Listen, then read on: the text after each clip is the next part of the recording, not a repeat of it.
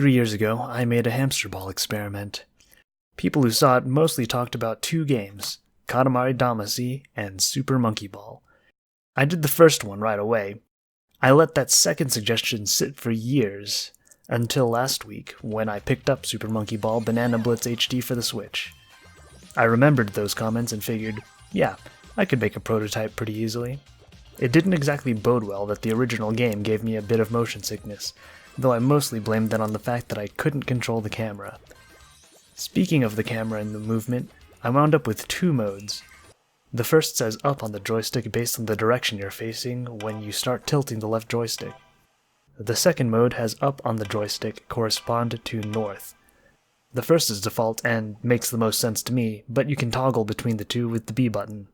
The original game's inclusion of jumping worried me too, and for good reason. I found it pretty uncomfortable and jarring in this experiment. There's a download link in the description. If you need to ball on a budget, don't worry, it's free. Just let me know in the comments or on Twitter how it feels.